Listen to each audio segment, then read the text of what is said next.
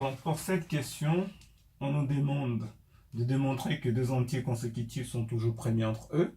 Nous avons vu précédemment cette question, mais cette fois-ci nous allons utiliser le théorème de Bézout pour montrer que deux entiers consécutifs, n et n plus 1, sont premiers entre eux.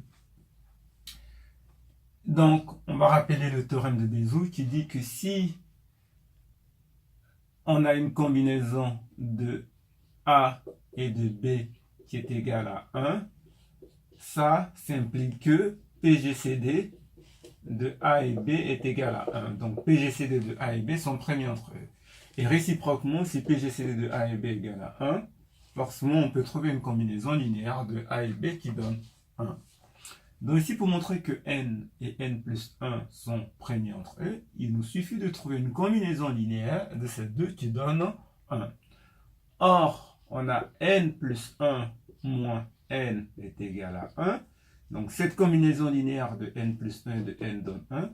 Donc, d'après Bézout,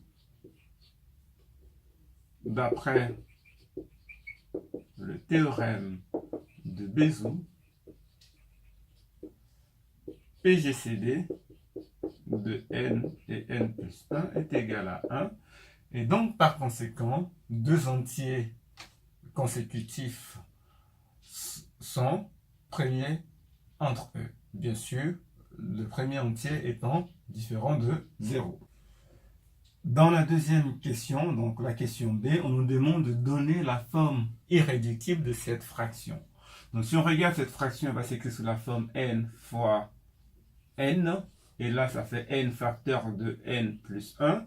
Comme n est non nul, on peut simplifier par n, et ça donne donc n sur n plus 1. Or, PGCD de n plus 1 égale à 1, d'après la question précédente. Donc, n sur n plus 1 est la forme réduite de notre fraction.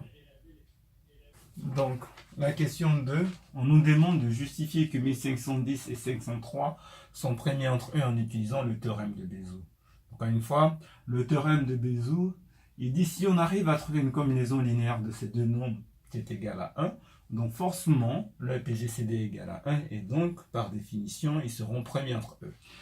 Il nous faut donc trouver une combinaison linéaire de ces deux nombres qui soit égale à 1. Si vous remarquez que si vous multipliez 503 par 3, ça vous donne 1509.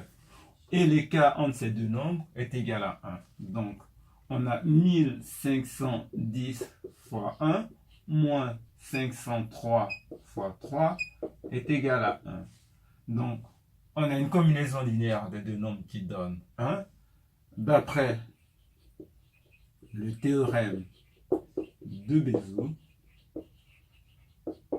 donc PGCD de 1510 et 503 égale à 1. Et donc, les deux nombres sont premiers entre eux. La question 3, on nous demande de montrer que 7n plus 4 et 5n plus 3 sont premiers entre eux. Pareil, nous allons utiliser le théorème de Bézout. Nous allons trouver une combinaison linéaire de 7n plus 4 et de 5n plus 3 qui donne 1. Donc, pour éliminer les n, ici nous allons multiplier 7n plus 4 par 5. Donc 5 fois 7n plus 4, ça nous fait 35n plus 20. Et là, nous allons multiplier par 7. 7 fois 5n plus 3, ça nous fait 35n plus 21. Nous faisons la deuxième ligne moins la première ligne. Donc 7 fois 5n plus 3 moins 5 fois 7n plus 4. Ça va faire les 35n partent, 21 moins 20, ça va donner 1.